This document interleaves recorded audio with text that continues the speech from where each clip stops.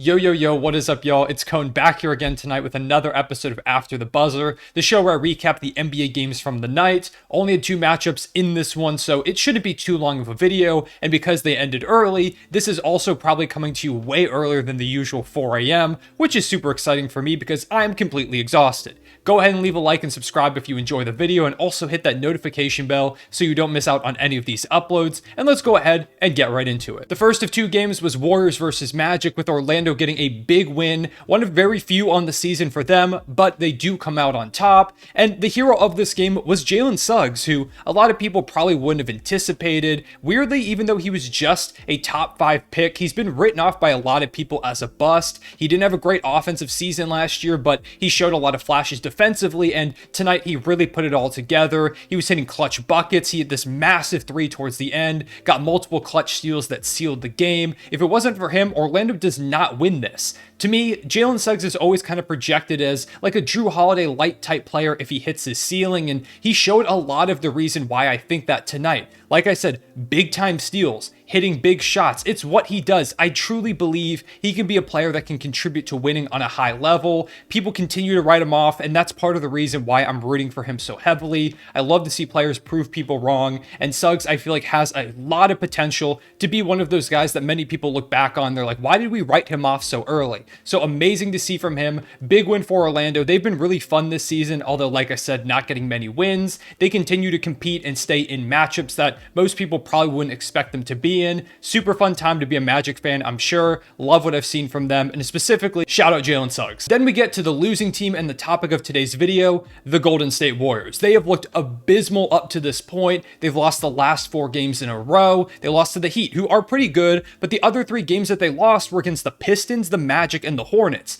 All 3 teams that are supposed to be rebuilding. And in this game, they had a 16-point lead that they blew. They had a crazy number of turnovers and just missteps down the stretch of the game as well. It was still very winnable, and they just could not execute against the team that is supposed to be one of the worst in the NBA and has been one of the worst in the NBA so far. They're 3-6 on the season. You wouldn't expect this from the reigning champs. I thought they might take a step back in the regular season this year because it's the Golden State Warriors. They don't really feel like they have to take regular season games that seriously. I thought they would rest starters a lot of times and eventually make the playoffs as like a 4 seed and still be one of the threats to win it all. However, at this point, they've looked like a play-in team, and they've still got Steph Curry, who's been phenomenal. He's the big reason why they haven't completely floundered so far. Curry was incredible in this game. He put up 39 points, 3 rebounds, and 9 assists. Although I will say down the stretch, he had a couple critical turnovers that may have cost them the dub. However, as a whole, he is the reason why they were still in this, and he's been the reason why they've been in most of these games. He has 7 30-plus point performances in their first 9 games, and they're 3-6, which is absurd.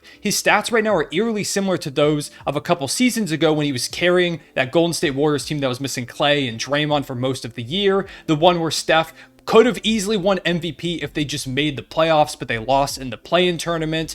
He's looked very similar to that Steph, playing up at that amazing high level, but none of his teammates have shown up. Once again, eerily similar to that year. Klay Thompson was good tonight. He had 27 points and hit 7 threes, but on the season, he's really struggled. He's putting up just 15 points per game on 36% shooting and 33% from 3. Like I said, he was really good tonight, so maybe that's a sign of things to come, but they need way more out of Klay Thompson if he's going to be hopefully their second offensive option like they want him to be. Andrew Wiggins and Draymond Green are putting up pretty similar numbers to last year. Kevon Looney is putting up career highs in most categories. If you just looked at the starting 5 statistically, you might think, oh, they're probably fine, maybe not playing up to quite their standard, but they're probably still doing well. That's where you're wrong because, offensively, they haven't had too many issues. They've been still getting good looks. You've still got Steph Curry. They haven't been as good as they want to be, but that hasn't been the big issue. The issue is easily their defense. They can't guard anybody this season. Right now, they're the 5th worst defense in the NBA. They just gave up 130 points to the 2nd worst offense in the league in the Orlando Magic, and there's a number of ways that they're messing up. Big thing, of course, they're just missing rotations. They look lazy out there. Execution is flat, not a lot of hustle. None of those things which you expect from a Golden State Warriors team that has really prided themselves on their defense for most of this dynasty. That's a big reason why they've been so successful, because they get stops and turn those into transition opportunities. Steph Curry pulls up for a three. He starts to warm up. Klay Thompson pulls up, shoots a catch and shoot three after someone drives to the basket. They thrive in getting stops and then pushing that to transition points, but they haven't been able to do that because they can't get stops. Nobody is getting stopped when they're playing the Golden State Warriors. They fouled ridiculously tonight too. That's another issue they have. One of the worst fouling teams in the league. Now, I will say the Magic had like 46 free throws, which was almost like triple, I believe, what the Warriors had. So a bit of a discrepancy there, but I have to say most of those were like legitimate fouls that they were just kind of lazy, putting their arms out across guys' arms as they shot, or just trying to get their hands in the cookie jar when you don't need to. They're just not playing fundamentally sound defense, which you never expect from a team like the Warriors, who just came off a championship. It's been horrible to watch them on that end. Additionally, the Warriors, who have pretty much always thrived in second halves, they are 29th right now in fourth quarter point differential. They're blowing leads at an astronomical rate. It gets to the fourth quarter and they just completely collapse. Once again, something you don't expect from a current NBA champion. They've looked terrible in those closing moments. In addition to those things, their bench has been horrific so far. They've still got Jordan Poole, who is overall pretty good, but he's putting up worse numbers than he did last season. He hasn't been efficient. He doesn't look as confident. He had multiple turnovers on like palming violations in this game and the Heat game. He just doesn't look like himself right now. He looks out of rhythm. Maybe it's still stuff going on from the early season drama, but all in around, Jordan Poole has to be better. They paid him a max contract basically to have him come in and be the future scorer for this team and be that guy that could put up huge buckets off the bench. He hasn't done that, and that's a big reason why they've struggled when they go to the bench. But also alongside him, they just don't have much depth there. What went from a massive strength the last season is now probably their biggest hole. They've got Dante DiVincenzo currently injured, and he'll come back at some point and give them some pretty solid offense. But outside of him, this team is healthy. They are playing the guys that they wanted to play, and it hasn't worked out. James Wiseman, who I still want to believe in, has been really bad so far this season. He comes in and leads are almost immediately blown. He doesn't play physically. He looks scared out there. He just doesn't feel like he's ready for this moment. Moses Moody, who is another guy that was supposed to try and come in and contribute, hasn't looked good. Jonathan Kuminga, who was a part of the rotation a lot of times last season, has played so bad so far that the last couple games just got benched. Steve Kerr didn't play him a single minute. They've got Ty Jerome, shout UVA legend. He hasn't been great so far. Just let me read you the plus minuses of their bench tonight. Jordan Poole, -10, James Wiseman, -9, JaMychal Green, who's really struggled, -15, Moses Moody, -9. They aren't doing anything when they're out there. Every time the bench comes in, they blow whatever lead the starters just got. And that makes it so hard. You can't be playing catch up every time your bench comes in and your starters have to come clean up for their mistakes. You can't have that happen over and over and over again, and that's what the Warriors do. You're not going to win games that way. You have to be able to get leads, and the bench has to at least be able to hold it. Even if they lose it a little bit, don't be giving up like 10 more points than you're scoring while you're out there. Single game plus minus doesn't ever tell the full story, but I can let you know this is a trend. If you look at the box scores of basically any Warriors game so far, all the starters are like plus maybe double digits, like +5, 6, 7, 9 maybe. The bench is always like -10, -12, -6. It is a vast difference, and starters are supposed to be better than a bench, but you're a championship team that just had incredible depth.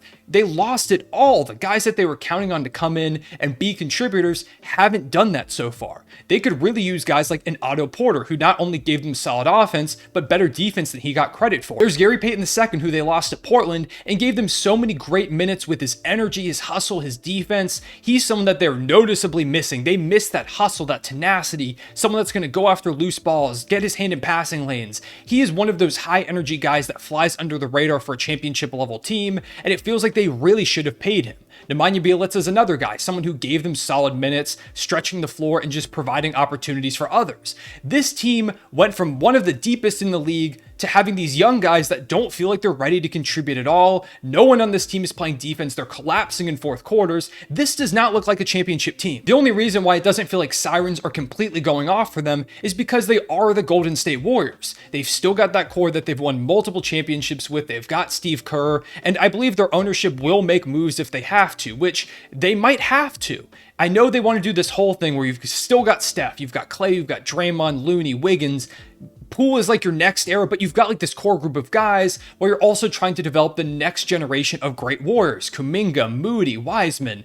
but it's not working. I think you've got to at least give up one of those guys, maybe Wiseman, who just doesn't feel like he's going to work out here, because at this rate, his trade value is steadily declining. If you don't deal him soon, there's a chance he might not have many left. You can only get by on the fact that he was the second overall pick for so long. And I still, like I said, I want to believe in Wiseman because I was a believer of his for a while. I just feel like he might need a new direction. He might need a new change of scenery to kind of get him back in the space he needs to be. It's just not working out. I feel like the pressure is too high. He's too raw of a player. Moses Moody, kind of similar situation. Same with Kuminga. Maybe some of those guys have to go so you get better now to give as much of an opportunity to your stars as you can in the moment. It's very hard in the NBA to both win a championship and develop young talent. The Warriors are trying to do it, but I'm not sure it's going to work. Once again, I'm not saying that they are completely screwed because it is the Golden State Warriors. I know better than to count them out. They could be 0-9 right now, and I would still say they're going to make the playoffs and they'll probably be fine. However, they don't look nearly as good right now, and it's looking pretty bad for their hopes of repeating if this continues. In the second game, we had Nuggets versus Thunder, with the Nuggets getting a win. Jamal Murray was really good in this one. He took over pretty late in the third and in the fourth quarter, dropping 24 points, back-to-back 20-point games now, I believe, which is cool to see from him. Hopefully he's getting back to form. Aaron Gordon was a monster in this one too. As a Thunder fan, we really struggle with big physical guys, and someone like him, he was really taking advantage of that. He had 27 points on 10 of 13 shooting, and the Nuggets as a team shot 60% from three, basically. They couldn't miss, which was the big reason why we lost. We don't have many shooters, and so we just couldn't keep up. We scored a ridiculous number of points in the paint, but when you're getting a lot of threes compared to a lot of twos, that the math is always going to work out in favor of the deep shooting team, and that's basically what happened with the Nuggets. Jokic also had a triple-double in this one, now the center with the most triple-doubles in NBA history, passing Wilt Chamberlain. Anytime you break a Wilt Chamberlain record, you are going down the history books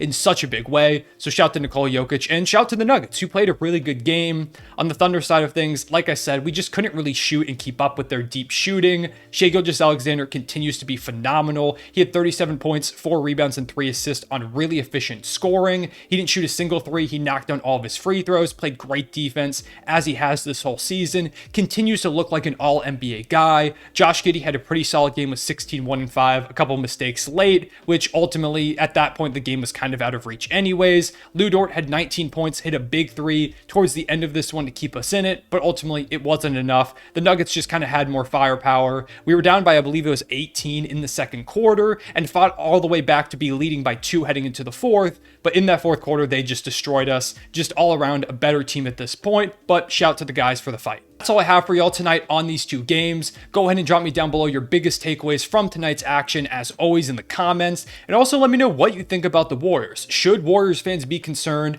How would you fix this team? What do you think they need to do? Or are they the Warriors? They're going to be completely fine the way they are. Let me know all of that. Make sure to leave a like and subscribe if you enjoy, and hit that notification bell so you don't miss out on any of these videos. I appreciate y'all watching. I'll see y'all later. Real one, say it back.